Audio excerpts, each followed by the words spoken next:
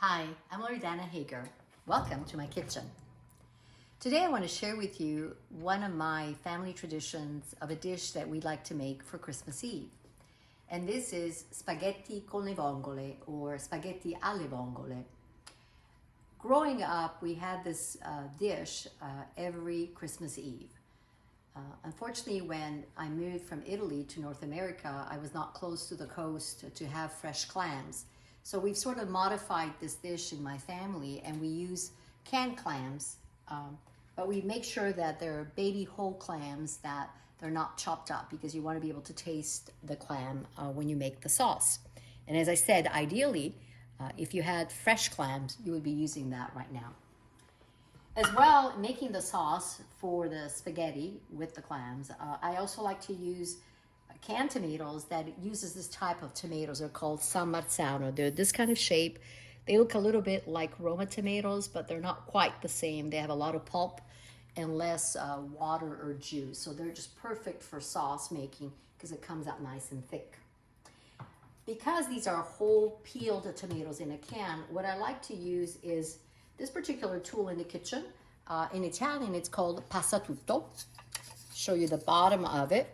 What it does is it prevents all the seeds in the tomatoes to come through, and it just purees the whole tomato, gets rid of the peel and the seeds, and you just get the body of the tomato. And basically, it's a very simple mechanism. It's called, in English, a sieve or a food mill. If you don't have one, you can use a food processor. Fortunately, with a food processor, sometimes the seeds will not be completely removed and they will show up. And that's why I like to use this when I make my sauce. So I will be sharing with you the steps. Other couple of ingredients that are key are, of course, your spaghetti. Some people will use sometimes linguine. Again, in my family, we like to use spaghetti with this clam sauce. And also you want to have fresh parsley, lots of fresh parsley, oregano, and we'll also add some garlic to the recipe, and salt and pepper, and of course some olive oil when we start the sauce. So come with me and we'll start with the first step. So I've opened the canned tomatoes. I want to show you how I use this tutto, or the sieve. As you see, the peeled tomatoes, they're whole. In this can, they've also added a little bit of tomato puree, and this is why it looks very thick. So I'm not going to put the whole can. It might be just a little too much at first, but I just want to show you. Because they're whole, the seeds and all the peel are there. So I'm just going to help the process. As you can see, there's the peel. We don't want that in the sauce, or even some of the seeds. Usually these tools come with different shape and size of the hole, so it depends what you're sieving or what you're using it for. That will help you determine which one to install, because this comes apart, of course, for cleaning it, but also for changing that disc underneath. I'm going to add a few more. So I want to show you, see how nice and just like a thick, and as you can see right there, but there are no seeds and there's no peel coming through, and that's what we want. I'm done with the whole can of tomatoes. As you see, it's beautiful in the bowl. It's just all very pureed, no seeds, no peel. And this is what you see, what's been left. And that's part of the tomato, the seeds and some of the peels that were not removed when those tomatoes were put in a can. So you are done with this, and so we're gonna put that in the sink. So I'm gonna take the tomato that I pureed. I've got this pot here on the stove, sort of medium high, and I've added about a tablespoon, as you can see, of extra virgin olive oil. And so we're gonna add this in here, and we're gonna bring it to a boil.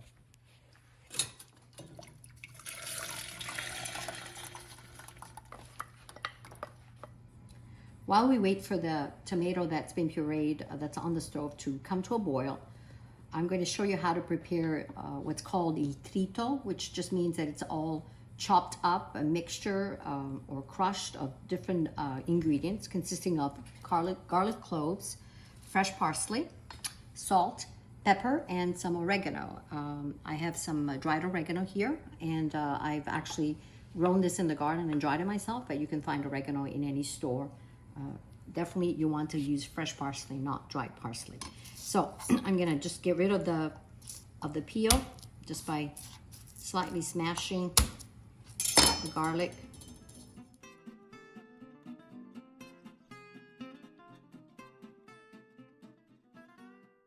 And then when I'm cutting the garlic cloves, I want to have the essence in my mouth when I'm eating this in the sauce, but I don't want to really necessarily bite into it. So I'm gonna make it as small as possible and make it really, really tiny so that it will flavor the sauce, but it will not be unpleasant when you're taking a bite of the sauce.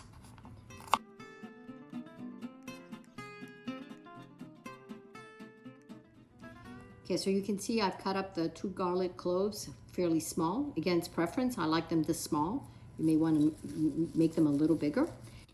So I'm cutting the parsley. Again, I don't like leaving it in too big pieces.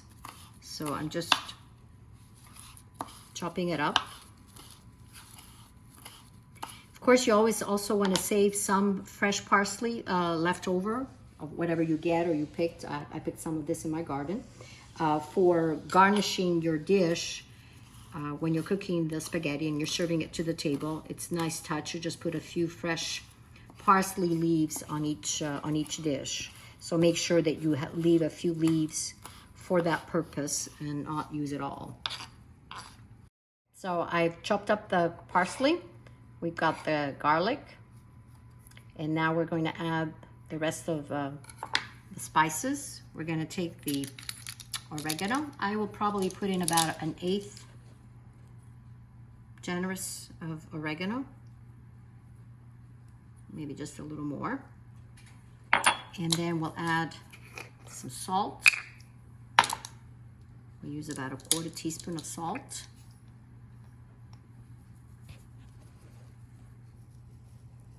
You can always then, I always like to put less salt than more, and the same thing with pepper, because once it's included in the sauce, you can't remove it, you can always add it. So I suggest that as you're cooking down the sauce, you can taste it, and if you think it needs a little more salt or a little more pepper, you can always add it before you add the clams at the end. So I've got about another 1/4 of pepper, or a teaspoon of pepper as well.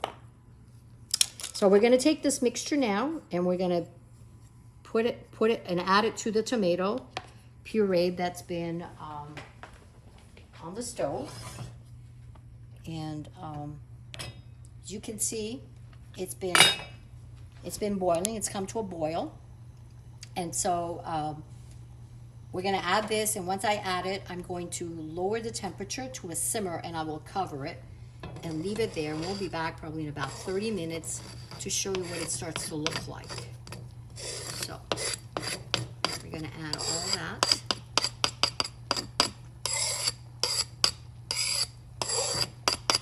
And I will just stir it for a minute.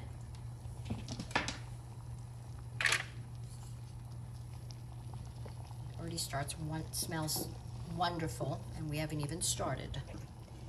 So as I mentioned, we're going to lower we want to have it down to a simmer, because the secret ingredient of any kind of tomato sauce is really the slow simmer, that it needs to cook for over an hour or so, or a little less for this amount, but it has to cook slowly for it to really get the flavor.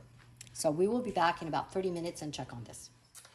So while we're waiting on the sauce to cook down, I just want to show you how I'm going to be ready with the clams, because these will go in toward the last 10 or 15 minutes just before the sauce is ready. You don't want to cook them because, of course, these are partially cooked already in this can, and so they don't need to stay in the sauce for very long. So they're in their juice, so I'm going to rinse them of that juice, because they probably have added salt or other things to it. And so I want to get rid of that. There's a couple in there that are stuck. So I'm just going to rinse them really well to make sure. Sometimes there could be some shells left in there, so I want to make sure there's none of that. And as I mentioned before, as you can see, they're whole. They're baby clams, so they're small, but they're not chopped up. So when you buy this, make sure that it says whole clams, because you want to have them as big as possible. So when you take a bite with your sauce, you actually are tasting the clams. So once I've done this, they will just drain. So we've been waiting here for the sauce. I've been stirring it a few times. It's been simmering. As you see, it's really thick. That's how you want it. And so now I'm getting ready to add the clams that I showed earlier that I rinsed. And I'm just gonna mix them in there. So you see it's lots of clams and the sauce. So we're gonna leave that there and simmer it for about 10 minutes, and then this will be ready to be served. While this is happening, you can cook the spaghetti so that once the sauce is done, you turn it off. You don't want it to continue drying out, but you just want it to flavor with the clams.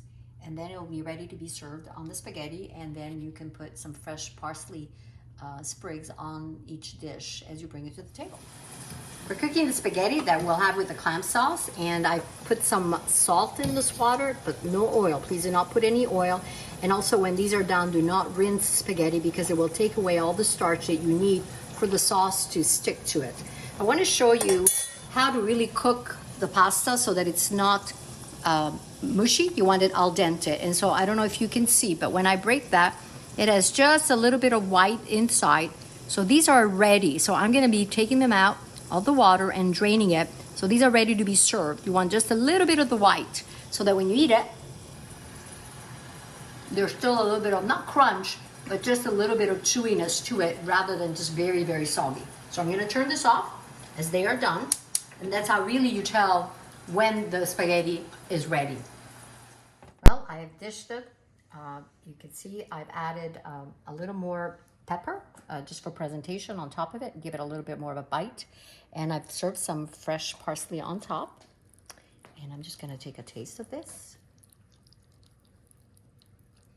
without splashing too much all over myself.